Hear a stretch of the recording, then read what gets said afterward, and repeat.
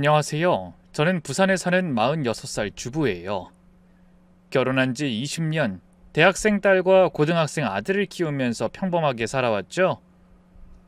평범한 아줌마인 제가 이런 막장 드라마 같은 일을 겪을 줄은 정말 꿈에도 몰랐어요. 여러분, 혹시 여자의 직감이라는 말 믿으세요? 전 안 믿어요. 근데 지금은 달라요. 제 직감이 맞았거든요. 그것도 너무나 충격적인 방식으로요. 남편의 수상한 행동, 거짓말, 그리고 장례식장에서 목격한 충격적인 장면까지 정말 상상도 못할 일들이 제 눈앞에서 펼쳐졌답니다. 특히 마지막 반전은 여러분도 예상 못하실 거예요. 불륜녀가 받은 천벌, 그리고 제가 선택한 통쾌한 복수까지 끝까지 들어주세요. 저희 부부는 대학교 캠퍼스 커플이었어요. 남편 강민호는 경영학과, 저는 국문학과 학생회 활동하다 만나 5년 연애 끝에 결혼했죠.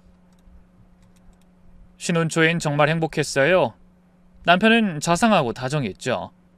아침마다 사랑해라고 속삭이고 퇴근길엔 꼭 꽃을 사왔어요. 여보, 오늘도 예뻐. 20년 된 아줌마한테 무슨. 내 눈엔 아직도 대학교 때 그 예쁜 학생이야. 이런 달달한 말도 자주 했어요. 친구들이 부러워할 정도였죠. 저희 친구들은 늘 말했어요. 너희 부부는 정말 인꼬 부부야. 어떻게 그렇게 사이가 좋냐? 뭘, 너희도 사이 좋잖아. 그래도 20살에 만나서 지릴만도 한데 너희 보면 진짜 신기해. 친구들은 절 부러워했고 그럴 때마다 전 행복했어요. 신혼여행도 몰디브로 갔어요. 남편이 6개월 동안 아르바이트해서 모은 돈으로요. 당신한테 최고의 신혼여행 선물하고 싶어. 힘들게 모았을 텐데 괜찮겠어? 너무 무리하지 않아도 돼. 괜찮고 말고 걱정 말고 나한테 맡겨. 인생 최고의 행복한 여자로 만들어줄게. 난 진짜 복 받았나봐. 고마워. 그 마음이 너무 고마웠죠. 투명한 바다에서 스노클링하고 석양을 보며 와인을 마시던 그때가 인생 최고의 순간이었어요. 결혼하고는 탄탄대로였네요. 첫 아이를 가졌을 때 남편의 기쁨은 이루 말할 수 없었어요. 산부인과에서 임신 확인을 받고 나오자마자 남편이 절 번쩍 들어올렸죠. 우리가 부모가 된대. 내가 아빠가 된대. 그렇게 좋아? 당신이 이렇게 좋아하니까 너무 좋다. 당연하지. 당신이랑 나를 닮은 아이가 나온다는데 안 기쁘겠어? 고마워. 우리 앞으로 더 잘 살고 열심히 살자. 주변 사람들이 다 쳐다볼 정도로 좋아했어요. 아이들이 태어난 후에도 좋은 아빠였네요. 주말마다 가족 나들이 가고 아이들 학교 행사는 빠지지 않고 참석했죠.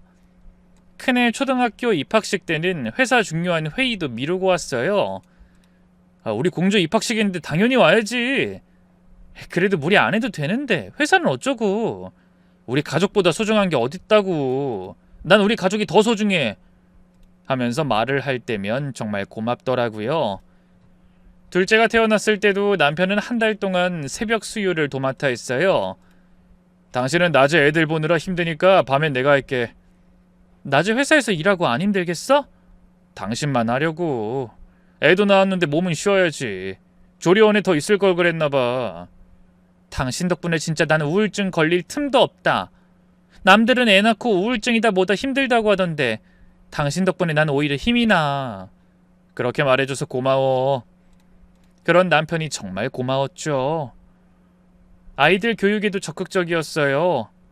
큰애가 피아노 학원 가기 싫다고 뗐을 때도 남편이 나서서 달랬죠. 아빠랑 같이 가자. 아빠도 피아노 배우고 싶었어. 그러고는 정말 아이랑 같이 피아노 학원을 다녔어요. 6개월 정도 다니다가 그만뒀지만 그 덕분에 아이는 피아노를 계속했죠. 사실 머리로는 알지만 이렇게 하기가 어렵다는 걸 누구보다 잘 알았기에 그런 남편에게 너무 고마웠네요. 시댁과의 관계도 나쁘지 않았어요. 시어머니는 가끔 잔소리하시긴 했지만 기본적으로 며느리를 아껴주셨죠. 명절 때도 며느리 고생하지 말고 외식하자 라고 먼저 제안하실 정도였어요. 시아버지도 과묵하시지만 자상하셨고요. 결혼 10주년 기념일엔 남편이 깜짝 이벤트를 준비했어요. 아이들을 시댁에 맡기고 둘이서만 제주도 여행을 갔죠. 10년 동안 고생했어. 앞으로도 잘 부탁해. 당신도 고생했어. 우리 가족 먹여 살리고 이렇게 나 위해줘서 너무 고마워. 앞으로 남은 50년도 잘 부탁해. 내가 할 소린데요. 내가 더 부탁할게. 고마워. 그때 다시 프로포즈를 받았어요. 너무 감동적이어서 펑펑 울었던 기억이 나요. 남편 직장 생활도 순탄했어요. 대기업에 입사해서 차근차근 승진했죠. 과장, 차장을 거쳐 부장이 됐을 때는 온 가족이 축하 파티를 했어요. 아빠 최고! 하는 아이들의 환호성이 아직도 귀에 생생해요. 그렇게 10년, 15년이 흘렀어요. 물론 권태기도 있었지만 그래도 우린 행복한 가족이라고 믿었죠.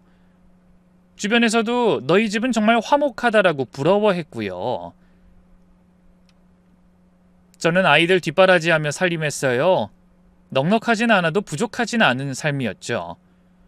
가끔 친구들 만나서 수다 떨고 동네 문화센터에서 요가도 배우고 그런 소소한 일상이 행복했어요. 변화는 2년 전부터 시작됐죠. 남편이 본부장으로 승진하면서부터였죠. 여보, 이제 책임이 더 커졌어. 야근도 많아질 거야. 그래요. 몸 건강 챙기면서 해요. 난 운이 좋은 놈이야. 회사에 더 헌신해야지. 몸 생각하면서 해요. 그래도 몸이 재산이잖아. 알겠어. 걱정 마. 당신이 만들어준 십전 대보탕 한 그릇이면 기운이 나지. 자기 요즘 힘들구나. 이번 주말에 만들어줄게요. 처음엔 이해했어요. 높은 자리엔 책임도 따르니까요. 본부장이면 임원 바로 아래잖아요. 남편은 열심히 했지만 그래도 부담스러워하는 게 보이더라고요. 승진 축하 파티를 했던 날이 생각나요. 가족끼리 조촐하게 외식을 했는데 남편이 말했죠. 이제 정말 열심히 해야 해. 우리 가족을 위해서라도. 그건 당연한 건데 당신 몸 아플까봐 걱정이네. 내가 적당히 조절하면서 해야지. 그때까지만 해도 그 열심히가 다른 의미일 줄은 몰랐어요. 그런데 야근이 너무 잦았어요. 일주일에 4-5번은 기본이었죠. 주말 출근도 늘어났고요. 토요일에도 나가고 일요일에도 오후엔 회사를 간다고 하더라고요. 오늘도 야근? 미안, 이번 프로젝트만 끝나면 시간 낼게. 아니야, 당신이 더 힘들겠지. 고생해요. 하지만 프로젝트는 끝나지 않았어요. 하나가 끝나면 또 다른 게 시작됐죠. 6개월이 지나도 야근은 계속됐어요. 처음엔 야근하고 오면 피곤해서 바로 잠들었는데 언제부턴가 샤워를 하고 자더라고요. 땀 냄새 나서 찝찝해. 욕조에 물 받아놨어요. 라고 했지만 전 눈치챘죠. 여자의 직감이 조금 이상했거든요. 다른 냄새를 지우려는 건가 싶었죠. 왜 그랬냐면 야근을 하기 시작하고 나서부터 남편의 변화였어요. 갑자기 외모에 신경 쓰기 시작하더라고요. 새 양복을 자주 사고 헬스장도 등록했죠. 50대를 앞둔 나이에 갑자기 왜? 라는 생각이 들었네요. 제가 그렇게 외형도 꾸며야 된다고 누누이 말할 때는 웃어 넘겼던 사람이거든요.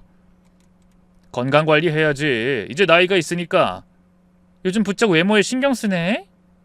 하긴 나이 들수록 깔끔하게 하고 다녀야지. 그럴듯했지만 뭔가 석연치 않았죠. 20년 동안 운동이라곤 등산 한 번 안 가던 사람이 갑자기 매일 헬스장을 가다니 이상한 마음이 들긴 들더라고요. 그리고 운동을 한다며 헬스장 가방을 따로 샀어요. 명품 브랜드 가방이었죠. 운동하는데 왜 이렇게 비싼 가방을 샀어? 본부장이니까 이미지 관리도 해야지. 그래도 너무 비싼 가방 아니야? 에이, 본부장 정도 됐으면 이 정도는 투자할 만하지 않아? 아니, 잘했어요. 그냥 당신이 갑자기 이런 거 신경 쓰니까 그래. 그때부터 확실히 뭔가 이상하다고 느껴졌네요. 20년 동안 쓰던 향수를 버리고 젊은 향수를 쓰기 시작했죠. 제가 백화점 다니면서 향수 냄새를 다 알거든요. 그건 분명 20, 30대가 쓸 법한 향수였어요. 이거 무슨 냄새야? 아, 회사 후배가 추천해줬어. 괜찮지? 그래도 이건 중후하지 않잖아. 젊은 애들이나 뿌리는 것 같은데? 그래? 야, 아무래도 내가 후배들 상대를 많이 하다 보니까 젊게 가는 것도 나쁘지 않지.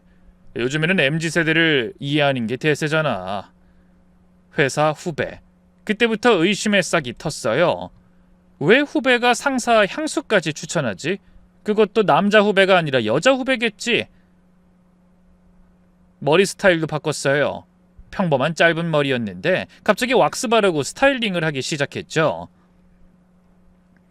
아침마다 거울 앞에서 30분씩 머리 만지는 남편이 낯설었어요. 미용실도 바꿨더라고요. 동네 이발소에서 강남 유명 헤어샵으로 말이죠. 거기가 뭐가 좋아서 바꿨어? 회사 사람들이 다 거기 다녀. 그래? 이발소도 나쁘지 않았는데 면도도 해주고. 이제 트렌드에 맞춰 가야지. 미용실 좋더라. 남편이 다니는 곳은 한 번 커트하는데 10만 원이 넘는다고 하더라고요. 옷도 달라졌어요. 항상 무난한 색 양복만 입던 사람이 핏이 타이트한 슬림한 정장을 사왔어요. 넥타이도 화려한 색으로 바꿨고요. 계속 변하기만 하는 남편이 정말 낯설게 느껴지기 시작했네요. 오늘 무슨 날이야? 왜 이렇게 차려입었어? 그냥 본부장이니까 좀 신경 써야지. 구두도 다 바꿨어요. 편한 구두에서 이탈리아 명품 구두로 하나에 100만 원이 넘는 구두를 3켤레나 사더라고요. 이게 다 필요해? 각각 다른 스타일이야. TPO에 맞게 신어야지. 당신이 당신한테 투자하는 거 나 그거 나쁘게 보지 않아. 근데 그래도 우리 형편에 이 정도는 좀 사치 않을까? 한 번 이렇게 쇼핑을 많이 하면 어떡해? 아, 내가 나한테 이 정도도 못 쓴다고? 아이, 그 말이 아니라. 아니야, 됐어. 미안해. 평생 가정을 위해 헌신했으니 뭐 그래 이 정도 사치는 이해해야 하나 싶었어요. 그리고 남편은 식습관도 변했어요. 고기, 술 좋아하던 사람이 갑자기 샐러드를 먹기 시작했거든요. 다이어트 해야 해. 배가 너무 나왔어. 20년 동안 그 배 자랑스러워하더니 이제 관리해야지. 보기 안 좋잖아. 너무 외모에 신경을 쓰기 시작하니 사실 의심을 안 할래야 안 할 수가 없더라고요. 보기 안 좋다. 누구한테 보이려고? 라는 생각이 들었죠. 커피도 바꿨어요. 믹스 커피만 마시던 사람이 갑자기 핸드드립 커피를 마시기 시작했죠. 커피 원두며 드립 도구도 잔뜩 사왔어요. 이것도 회사 후배가 추천한 거야? 커피 좀 제대로 마셔보려고. 그리고 남편은 핸드폰을 몸에서 떼지 않았어요. 예전엔 집에 오면 거실에 던져놓고 TV 보던 사람이 화장실 갈 때도 샤워할 때도 가지고 갔죠. 핸드폰 왜 그렇게 끼고 살아? 회사 단톡방 때문에 중요한 연락 놓치면 안 돼. 당신 너무 스트레스 받는 거 아니야? 본부장 됐다고 이렇게 사람이 바뀌어? 그냥 내가 당연히 했어야 할 것들이야. 핸드폰 케이스도 바꿨어요. 투명 케이스에서 지갑형 케이스로 화면이 안 보이게 덮을 수 있는 걸로 바꿨더라고요. 어느 날 새벽 2시 남편 핸드폰에서 진동이 울렸어요. 남편은 깊이 잠들어 있었죠. 잠결에 흘낏 본 메시지. 부장님, 내일도 기다릴게요. 오늘 정말 행복했어요. 문자를 보고 나서 가슴이 철렁했어요. 하지만 다시 확인하려니 이미 메시지가 사라져 있었죠. 카톡 알림을 1분으로 설정해놨더라고요. 내가 잘못 본 건가? 자꾸 스스로를 의심했어요. 20년을 함께한 남편인데 설마. 하지만 불안한 마음은 점점 커져갔죠. 그런데 애써 다잡은 제 마음이 무색하게 이상한 일들이 계속됐어요. 카드 명세서에 낯선 내역들이 보였어요. 청담동 이탈리안 레스토랑 25만원, 롯데 호텔 라운지 15만원, 에르메스 매장 180만원, 까르디에 매장 350만원, 강남 와인바 30만원, 가로수길 부티크 120만원. 여보, 에르메스는 뭘 산 거야? 아, 그거 거래처 선물. 부장 부인 생일이라서. 까르디에는? 그것도 선물. VIP 고객 접대용. 하지만 제 직감은 그게 아니라고 말하고 있었어요. 그런 비싼 선물을 회사에서 결제도 없이 개인 카드로 산다고? 통장 내역도 확인해봤어요. 매달 정기적으로 300만 원씩 어디론가 송금하고 있었어요. 이 돈은 뭐야? 아, 그거 회사 직원한테 빌려준 거야. 집안 사정이 어려워서. 이런 거 나한테 상의도 없이 빌려줘? 아, 당신 알잖아. 나 어려운 사람 잘 못 보는 거. 이해해줘. 그래도 그렇지 이렇게 큰 돈을. 앞으로 상의할게. 남편 차에서도 증거를 발견했어요. 조수석 밑에 떨어진 귀걸이 하나. 분명 여자 것이었어요. 그것도 젊은 여자가 할 법한 디자인이었죠. 하지만 남편은 정말 태연하더라고요. 이거 누구 거야? 글쎄, 회사 직원 태워준 적 있는데 그때 떨어뜨렸나? 태연하게 말했지만 절 속일 순 없었네요. 제 눈엔 거짓말하는 티가 역력했어요. 눈을 마주치지 못하고 시선을 돌리더라고요. 그리고 차 안에서 또 다른 증거를 발견했어요. 보조석 등받이 포켓에 립스틱이 있었죠. 제 것이 아닌 브랜드였거든요. 디올 립스틱이었는데 전 한 번도 그 브랜드를 쓴 적이 없거든요. 이 립스틱은? 아, 그거 회사 여직원이 두고 간 것 같은데 내일 돌려줘야지. 근데 그 립스틱은 계속 그 자리에 있었어요. 돌려줄 생각이 없는 거죠. 트렁크에선 여자 옷을 발견했어요. 쇼핑백에 들어있는 원피스였네요. 이쯤 되면 저를 바보로 아는 건가 싶은 생각도 들었어요. 이건 뭐야? 아, 그거 당신 선물로 사온 거야. 남편은 또 거짓말로 제 선물이라고 했지만 사이즈를 보니 전 절대 못 입을 사이즈였어요. 5 사이즈였는데 전 66 사이즈거든요. 와이셔츠에서도 향수 냄새가 났어요. 여자 향수 냄새. 그것도 제가 쓰는 향수가 아닌 다른 향수였죠. 오늘 누구 만났어? 어? 왜? 향수 냄새가 나서. 아, 엘리베이터에서 누가 향수를 많이 뿌렸나봐. 변명도 가지가지였네요. 그렇게 의심이 확신으로 변하고 있을 때쯤 절친한 친구에게 전화가 오더라고요. 나 어제 네 남편 봤어. 어디서? 이태원 경리단길에서. 근데 뭐? 젊은 여자랑 있더라? 뭔가 있을 거라고 확신은 했지만 그 말을 듣는데 가슴이 쿵 내려앉더라고요. 어떤 여자? 20대 후반? 30대 초반쯤 되어 보이던데? 되게 친해 보였어. 친해 보였다고? 팔짱 끼고 있었어. 친구는 사진까지 찍어뒀다고 했어요. 멀리서 찍어서 선명하진 않았지만 분명 남편이 맞았네요. 또 다른 친구도 비슷한 얘기를 했는데 여전히 여자와 있다는 이야기였어요. 네 남편 압구정 갤러리아에서 봤는데 젊은 여자랑 쇼핑하고 있더라. 명품 매장 들어가는 거 봤어. 점점 친구들의 목격담이 늘어갔죠. 성수동 카페에서 봤어. 한남동 레스토랑에서 봤어. 청담동 백화점에서 봤어. 다 같은 여자였어요. 키 크고 늘씬한 젊은 여자. 뭔가 물증이라도 잡아야겠다 싶어 남편의 모든 것을 뒤지기 시작했네요. 그러던 어느 날 우연히 남편 노트북을 보게 되었고 화장실 간 사이에 메일함을 봤어요. 부장님, 어젠 정말 행복했어요. 우리 사이 비밀로 해주실 거죠? 사랑해요. 발신자는 남편이 일하는 회사의 대리였네요. 더 충격적인 건 사진 첨부 파일이었어요. 호텔로 보이는 곳에서 찍은 셀카, 남편과 젊은 여자가 다정하게 찍은 사진이었죠. 침대가 보이는 각도였어요. 손이 떨렸어요. 20년의 세월이 무너지는 기분이었죠. 메일을 더 확인했어요. 주고받은 메일이 수십 통이었죠. 오늘도 보고 싶어요. 점심시간에 잠깐 봐요. 우리 애기 보고 싶네. 12시에 로비에서 봐. 부장님 덕분에 너무 행복해요. 이런 사랑 처음이에요. 나도 올레기 만나고 다시 살아난 기분이야. 역겨웠어요. 50 다 된 남자가 무슨 사춘기도 아니고 메일엔 더 충격적인 내용도 있었어요. 부장님, 저 임신한 것 같아요. 걱정 마, 내가 다 책임질게. 정말요? 부인이랑 이혼하실 거예요? 시간이 좀 필요해. 하지만 약속할게. 이혼? 이 미친놈이 이혼까지 약속했다고? 실성한 듯 웃었네요. 믿는 도끼에 발등을 찍히는 게 이런 건가 싶은 게 눈물도 안 나왔죠. 저는 미친 여자처럼 더 찾아봤어요. 사진 폴더에 들어가니 여행 사진들이 가득했어요. 제주도, 부산, 강릉 출장 간다고 했던 날들이었죠. 이 미친놈이. 하지만 아직 확실한 증거는 아니었어요.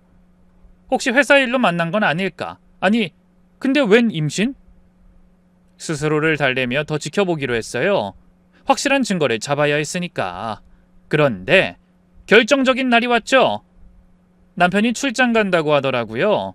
2박 3일 일본 출장이라고. 여보, 조심히 다녀와요. 걱정 마. 금방 올게. 남편과 대화하는 게 정말 힘들었지만 티를 내면 안 됐기에 공항까지 배웅했어요. 남편은 출국장으로 들어갔고 전 집으로 돌아왔죠. 그런데 집에 와서 충격적인 걸 발견했어요. 꼼꼼하지 못한 남편은 실수를 저지르고 만 거예요. 똑똑해야 바람을 핀다더니 남편은 그야말로 멍청 그 자체였죠. 여권이 서랍에 그대로 있었어요. 일본 출장인데 여권을 안 가져갔다고? 그제야 모든 퍼즐이 맞춰졌어요. 남편은 출장이 아니라 불륜 여행을 간 거였어요. 당장 남편 회사에 전화했죠. 네, 본부장님 비서입니다. 저 본부장 아는데요. 남편이 일본 출장 갔다고 하던데 일정 좀 알 수 있을까요? 네? 부장님 이번 주 출장 일정 없으신데요? 아, 제가 착각했네요. 죄송합니다. 확실해졌어요. 남편은 완전히 거짓말을 한 거였어요. 전 그 길로 사설 탐정을 고용했죠. 비싸긴 했지만 확실한 증거가 필요했으니까요. 인터넷으로 검색해서 평이 좋은 곳으로 골랐죠. 부인, 확실한 증거를 원하시는 거죠? 네, 법적으로 쓸 수 있는 증거요. 알겠습니다. 일주일이면 충분할 겁니다. 탐정 비용은 500만 원이었어요. 비쌌지만 20년 결혼 생활이 달린 일이니까 아낄 수 없었죠. 그동안 한 푼 두 푼 아껴 모은 돈으로 이런 일을 할 거라고는 상상하지도 못했네요.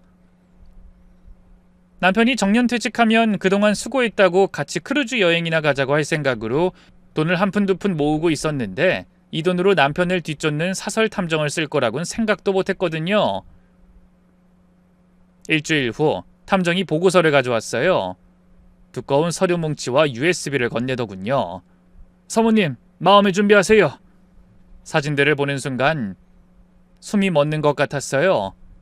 남편과 젊은 여자가 팔짱 끼고 걷는 사진, 호텔에 들어가는 사진, 호텔에서 나오는 사진, 여자 집에 드나드는 사진, 함께 마트에서 장 보는 사진. 아주 일상적인 연인의 모습이었어요. 아니, 부부 같았죠? 이 여자 누구죠? 29살 남편분 회사 마케팅팀 대리입니다. 29살. 딸과 10살 차이밖에 안 나는 여자였어요. 사진으로 봐도 젊고 예뻤죠. 날씬하고 세련된 스타일이었어요. 관계는 약 1년 6개월 전부터 시작된 것으로 보입니다. 1년 6개월. 남편이 본부장 되고 나서부터였네요. 행동 패턴을 보면 일주일에 3, 4회 만나고 주말에도 자주 만납니다. 그래서 주말마다 없었구나. 탐정이 더 자세히 보고를 했어요. 그리고 더 충격적인 사실이 있습니다. 뭔데요? 그 여자가 임신 중입니다. 현재 7개월째로 추정됩니다. 세상이 무너지는 것 같았어요. 불륜도 모자라 아이까지. 확실한가요? 산부인과 출입 기록이 있습니다. 보호자가 남편분 이름으로 등록돼 있고요. 탐정이 산부인과 CCTV 화면을 보여줬어요. 남편이 상간녀와 함께 산부인과에 들어가는 모습이 찍혀 있었죠. USB를 확인해보니 동영상도 있었어요. 산부인과에서 함께 나오는 모습, 남편이 이 여자 배를 쓰다듬는 모습, 초음파 사진을 보며 웃는 모습. 이런 개자식. 그리고 이건 통화 녹음입니다. 이어폰을 끼고 들어보니 여보, 우리 아기 오늘 발로 찼어. 정말? 우리 아들 힘이 세구나. 여보? 저 여자가 내 남편을 여보라고 부른다고?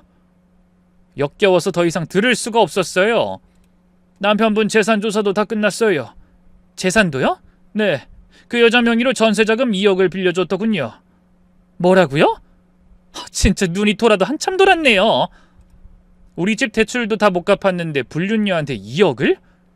통장 거래 내역 보시면 매달 300만 원씩 송금하고 있습니다. 300만 원? 생활비라는 거겠죠? 우리 생활비보다 더 많이 주고 있었어요. 그리고 명품 구매 내역도 있습니다. 최근 6개월간 3천만 원어치 명품을 구매했는데 모두 여성용품입니다. 3천만 원. 이제 더 이상 부정할 수 없었어요. 남편은 완전히 이중생활을 하고 있었던 거예요.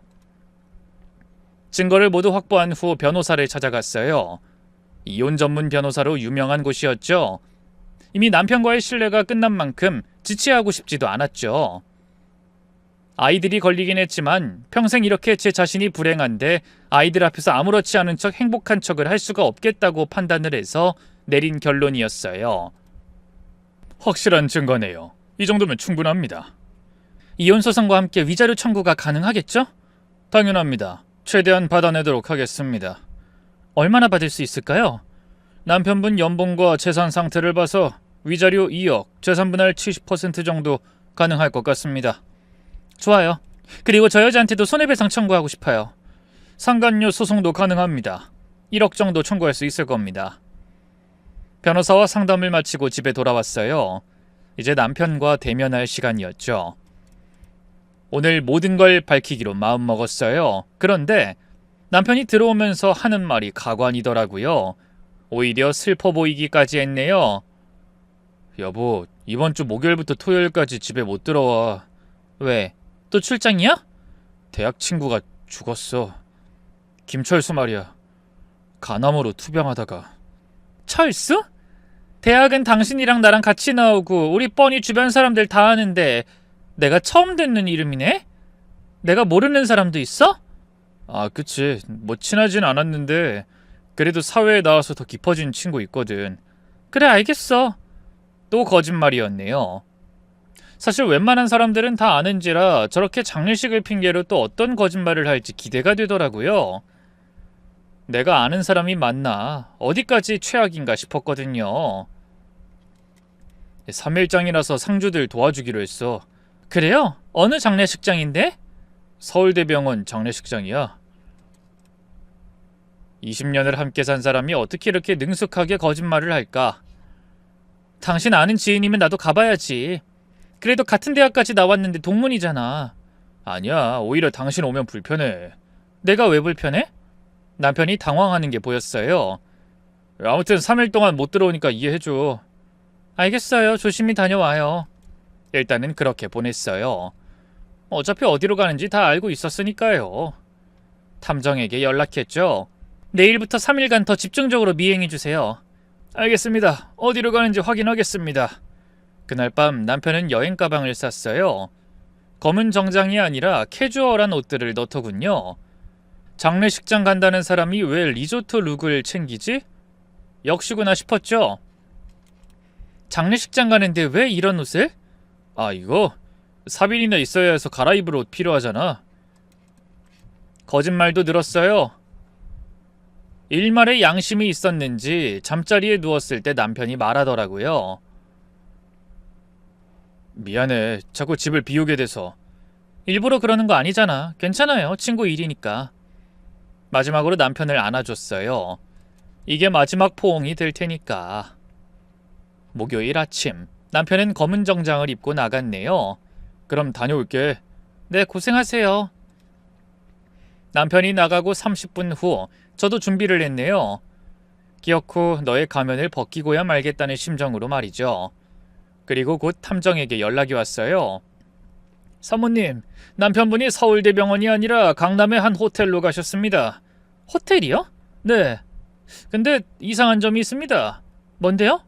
정말로 강남의 작은 장례식장으로 들어가셨어요. 예상 밖이었어요. 정말 장례식장에 간 건가 싶은 의문이 들었네요. 어느 장례식장인가요? 강남 세브란스 장례식장입니다. 작은 곳이에요. 뭔가 이상한 예감이 들었어요. 왜 하필 거기지라는 생각이 들더라고요. 제가 가볼게요. 조심하세요. 제가 근처에서 대기하고 있을게요. 차를 몰고 장례식장으로 향했어요. 가는 내내 불안했죠. 무엇을 보게 될까? 장례식장에 도착해서 조심스럽게 들어갔어요. 안내 데스크에서 물어봤죠. 김철수 씨 빈소가 어딘가요? 김철수요? 잠시만요. 그런 분은 안 계신데요. 그럼 오늘 입관하신 분들 중에 그 301호에 김씨 성함 있네요. 3층입니다. 엘리베이터를 타고 올라갔어요. 심장이 미친 듯이 뛰었죠. 301호실 앞에 섰을 때 안에서 울음소리가 들리더라고요. 정말 누가 죽은 건가? 문을 열고 들어갔어요. 그리고 평생 잊을 수 없는 광경을 목격하게 됐네요. 상주석에 앉아있는 사람은 바로 그 여자, 남편의 상간녀였어요. 배가 불러있는 게 확실히 보였죠. 임신 7개월이라더니 정말이었어요. 그리고 그 옆에서 그녀를 위로하고 있는 남편이었는데 너무 충격적이었네요. 애기야, 너무 슬퍼하지 마. 우리가 있잖아. 부장님, 저 이제 어쩌면 좋아요? 남편은 그 여자를 꼭 안아주고 있었어요. 마치 진짜 가족처럼. 여보? 제 목소리에 남편이 화들짝 놀라 돌아봤어요. 얼굴이 하얗게 질리더라고요. 여보, 어떻게 여긴요? 당신이 어디 있는지 다 알고 왔지. 상간녀도 놀란 눈으로 절 쳐다봤어요. 눈이 퉁퉁 부어있더라고요. 이분이... 네, 저 이 남자 아내예요. 20년째 살고 있는. 빈소를 둘러봤어요. 영정사진도 없더라고요. 이게 뭐예요? 제 아이예요. 태어나자마자 죽었어요. 아이? 부장님 아이요. 우리 아이.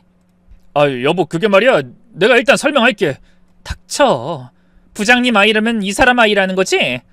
충격적이었어요. 남편의 혼외자가 죽은 거였네요.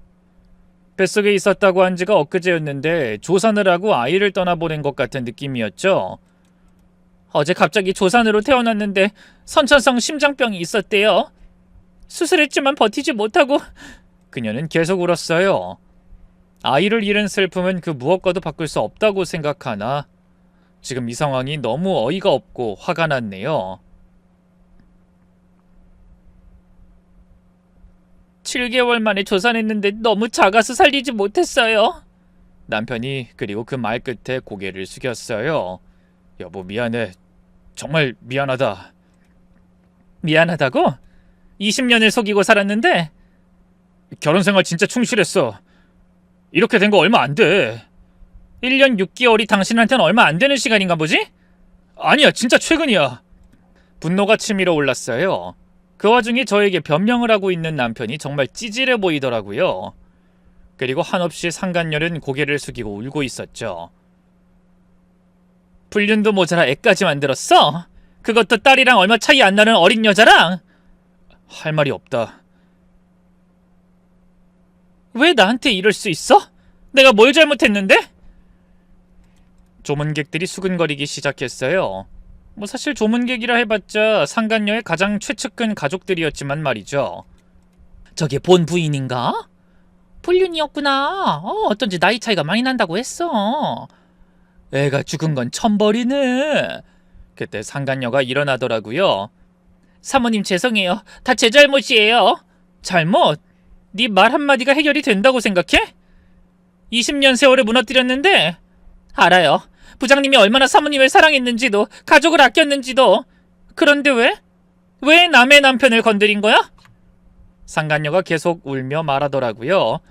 처음엔 그냥 상사였어요. 근데 어느 날부터 좋아하게 됐고 그래서 유부남인 줄 알면서도 덤빈 거야? 죄송해요. 하지만 진심이었어요. 진심? 남의 가정 파괴하는 게 진심이야? 제가 소리를 지르니 조문객들이 더 웅성거렸어요. 남편이 저를 밖으로 끌고 나갔죠. 여보, 제발 왜 여기서 이러지 마. 왜, 창피해? 이제 와서? 아이가 죽었어. 최소한의 예의는. 예의? 네가 할 소리야? 니네 벌 받은 거야. 그때 저는 결심했어요. 모든 걸 끝내기로. 우리 이혼하자. 오늘부로 남남이야. 여보. 변호사 선임했어. 증거도 다 모았고 불륜, 중혼적 사실혼 다 고소할 거야. 남편 얼굴이 하얗게 질리더라고요. 제가 진작에 알고 있었을 거라고는 생각을 못했는지 정말 뒤통수를 맞은 것 같았죠. 그리고 회사에도 알릴 거야. 부하 직원과 불륜에 근무 시간 중 사적 만남까지. 그건 나뿐만 아니라 우리 직원도 피해를 봐. 그게 내가 알 바야? 자업자득이지. 다시 빈소로 들어갔어요. 여러분 잘 보셨죠? 이 남자가 20년 된 아내를 속이고 젊은 여자와 바람 피웠어요. 애까지 만들었고요. 조문객들이 충격받은 표정으로 쳐다봤어요. 이게 천벌이에요. 남의 가정 파괴한 대가죠. 상간녀는 아무 말도 못하고 그저 바닥에 주저앉아 더 크게 울더라고요. 저주하지 마세요. 제 아인 죄가 없어요. 죄가 없다고? 불륜의 결과물인데? 잔인한 말이었지만 전 조금도 동정심이 들지 않았어요. 20년의 배신감이 너무 컸으니까. 사실 아무것도 보이지 않는 것도 사실이었죠. 이렇게 됐으니 다행이라고 해야 하나? 최소한 우리 아이들한텐 이복 동생이 생기지 않았으니. 여보! 남편이 소리쳤지만 전 멈추지 않았어요. 평생 죄책감 안고 살아. 죄 없는 아이를 죽인 죄책감. 당신들이 벌인 짓으로 그 죄 없는 애가 벌 대신 받은 거니까. 애가 죽은 게 우리 잘못이야? 그럼 누구 잘못인데? 불륜하지 않았으면 이런 일도 없었겠지. 상간녀의 부모로 보이는 사람들이 들어왔어요. 그들도 초췌한 모습이었죠. 엄마 아빠. 상간녀가 부모 품에 안겨 울었어요. 우리 딸이 유부남과. 그들도 이제야 안 모양이더라고요. 그리고 적잖이 충격을 받은 모양이었네요. 죄송합니다. 저희 딸이. 상간녀 어머니가 제게 사과를 했지만 20년 동안 일궈온 제 가정을 깨트린 걸 다시 회복할 순 없었죠. 사과는 됐어요. 이미 늦었으니까. 그리고 상간녀 아버진 남편에게 다가가기 시작했고 곧바로 뺨을 날렸어요. 당신이 우리 딸 망쳤어! 아버님 죄송합니다. 죄송하다고! 우리 딸이 임신했을 때 바로 왜 책임지지 않았어? 그게 이혼한다고 했다면서 거짓말이었구나! 그 난리통에 장례식장은 아수라장이 되었고 전 냉정하게 돌아서서 남편을 보고 이야기를 하기 시작했죠. 내일 변호사 사무실로 와. 이혼 서류 작성해야 하니까. 여보, 한 번만. 그리고 집에서 짐 빼요. 오늘부로 남남이니까. 그렇게 장례식장을 나왔어요. 뒤에서 남편이 애타게 불렀지만 돌아보지 않았죠. 주차장에서 탐정이 기다리고 있었어요. 사모님, 괜찮으세요? 네, 이제 끝났어요. 잘하셨습니다. 증거는 충분하니 재판에서 유리할 겁니다. 집으로 돌아오는 길, 눈물이 났어요. 분노의 눈물이었을까, 슬픔의 눈물이었을까? 20년의 세월이 한순간에 무너진 기분이었어요. 하지만 후회는 없었어요. 이제라도 진실을 안 게 다행이었죠. 다음날 바로 변호사 사무실로 갔어요. 어제 확인했습니다. 상간녀가 출산했다가 아이가 죽었다고요. 네, 맞아요. 유리합니다. 중혼적 사실혼 관계가 명확하고 혼외자까지 있었으니까요. 최대한 받아내주세요. 위자료 2억, 재산분할 70% 요구하겠습니다. 그리고 양육비도 최대한 받아내겠습니다. 그리고 저 여자한테도 손해배상 청구해주세요. 물론입니다. 1억 정도 청구 가능합니다. 서류를 작성하면서 그동안 계속 마음고생한 게 생각이 나더라고요. 그리고 마음이 후련해졌죠. 양육권은 당연히 제가 갖겠죠? 당연합니다. 친권, 양육권 모두 어머니가 가져갑니다. 양육비는 월 500만 원 이상 받아낼 수 있습니다. 남편 연봉을 생각하면 적지 않은 금액이었어요. 그리고 회사에도 통보할 거예요. 그건 신중하셔야 명예훼손 소지가 있어요. 사실을 알리는 게 왜 명예훼손이에요? 일단은 법적 절차를 진행하고 나서 생각해 보시죠. 하지만 전 이미 결심했어요. 그날 오후 남편 회사 인사팀에 메일을 보냈네요. 귀사 본부장의 부적절한 행위에 대해 알려드립니다. 증거사진과 함께 불륜 사실을 모두 폭로했어요. 회사 대표 메일, 인사팀장, 감사팀에 모두 보냈죠.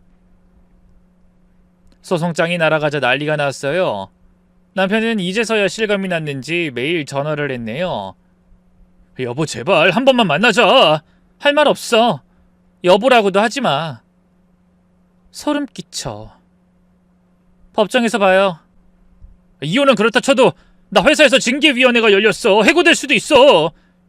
이런 거 걱정 없이 일 벌였니? 그리고 네가 해고가 되던 말든 그게 내가 알 바야? 일이 이렇게 되자 시댁에서도 연락이 오기 시작했네요. 며느리, 이게 무슨 일이니?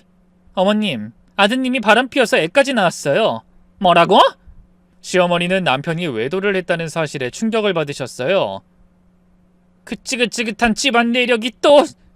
네? 아니다. 내가 가서 혼내줄게. 의외로 시어머니는 제 편이었어요. 시아버지도 바람피웠던 전력이 있으셨나 보더라고요. 어머님도 이런 일 겪으셨어요? 30년 전 일이야. 그때도 애까지 있었지. 어떻게 하셨어요? 이혼했지. 그리고 혼자 애들 키웠어. 저도 그럴 거예요. 그래도 나 때랑 너는 다르잖아. 애들도 지 애비 그렇게 따르는데 어떻게 이혼을 하니? 애들 봐서라도 네가 참아라. 응? 어머님도 못 참으셔서 이혼했잖아요. 저도 못 참아요. 어머님은 한동안 절 말리셨지만 완전 말리시진 못하시더라고요. 본인도 겪어봤던 고통일 테니 말이죠. 그리고 남편 회사에서는 소문이 급속도로 퍼지기 시작했어요. 발 없는 말이 천리를 가게 된 거죠. 본부장이 부하 직원이랑 애까지 있었대. 부인이 장례식장에서 다 폭로했다던데. 아이들에게도 사실을 말하게 되었네요. 어차피 큰아이들이기도 했고 이제 아빠와 떨어져 살아야 하니 솔직하게 말할 수밖에 없었어요. 엄마, 아빠가 정말 그런 거야? 딸이 충격받은 표정으로 물었지만 그래도 어느덧 다 큰 딸은 저를 이해해 주더라고요. 미안해. 엄마도 어쩔 수 없었어. 아빠 너무해. 어떻게 그럴 수 있어? 엄마 너무 힘들었겠다. 이제부터 우리끼리 잘 살면 돼. 그래도 너한텐 달라지는 거 없을 거야. 너한텐 좋은 아빠였잖아. 엄마가 다 미안해. 아들은 아무 말 없이 방으로 들어갔어요. 사춘기라 더 힘들었겠죠. 며칠 후 아들이 말했어요. 엄마, 나 아빠 안 만날래.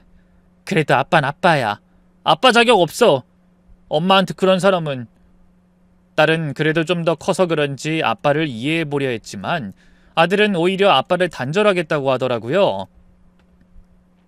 시간이 약이겠거니 그때는 사실 아이들의 마음을 돌볼 여유가 없었네요. 그리고 6개월 후 재판 결과가 나왔어요. 원고의 청구를 모두 인용합니다. 판사님의 선고를 듣는 순간 눈물이 났어요. 위자료 1억 5천만 원, 재산 분할 65%, 양육권과 친권 모두 저에게, 양육비 월 400만 원, 거의 원하는 대로 받아냈어요. 또한 상간녀에 대한 손해배상 소송도 승소했죠. 7천만 원을 받게 됐죠. 항소하실 겁니까? 남편 측 변호사가 물었어요. 아니요, 받아드리겠습니다. 남편은 고개를 숙인 채 법정을 나갔어요. 밖에서 남편이 기다리고 있었어요. 여보. 왜? 미안해. 정말 미안해. 이제 와서 그게 무슨 소용이니? 그 여자랑도 끝났어. 아이가 죽고 나서 서로 볼 수가 없더라. 내가 니들 사랑 노름까지 알아야 하니? 그게 내가 알 바야? 회사도 그만둬야 할 것 같아. 더 이상 있을 수가 없어. 그것도 내가 알 바 아니에요. 아이들 잘 부탁해. 걱정 마요. 당신 없이도 잘 키울 거니까. 그게 마지막이었네요. 이혼 후 저는 고향 부산으로 내려왔어요. 받은 재산 분할금으로 작은 카페를 열었어요. 바다가 보이는 전망 좋은 곳에 자리를 잡았죠. 처음엔 힘들었어요. 20년 만에 새 출발이었으니까요. 하지만 아이들이 힘이 되어주더라고요. 엄마, 우리가 도울게. 딸이 주말마다 와서 서빙을 도와줬어요. 아들도 공부하면서 카페 SNS를 관리를 해줬죠. 엄마, 카페 인스타그램 팔로워 1000명 넘었어. 정말? 우리 아들 최고. 카페는 조금씩 자리를 잡아갔어요. 아이 사장님, 여기 분위기 너무 좋아요. 커피도 맛있고요. 입소문이 나면서 손님이 늘어났어요. 바다뷰가 예쁘다고 SNS에 올리는 손님들이 많았죠. 그러던 어느 날 특별한 손님이 왔어요. 실례합니다. 카페 맞죠? 40대 초반의 남자였어요. 단정한 차림에 부드러운 인상이었죠. 네, 맞아요. 어서 오세요. 여기 사장님이 직접 커피를 내리신다고 들었는데 네, 제가 사장이에요. 그 남자는 놀란 표정을 지었어요. 죄송해요. 너무 젊으셔서. 감사합니다. 무엇을 도와드릴까요? 아메리카노 한 잔 주세요. 직접 핸드드립으로 커피를 내렸어요. 와, 정말 맛있네요. 최고예요. 부산에서 병원을 운영하고 있습니다. 정형외과 의사예요. 아, 그러세요?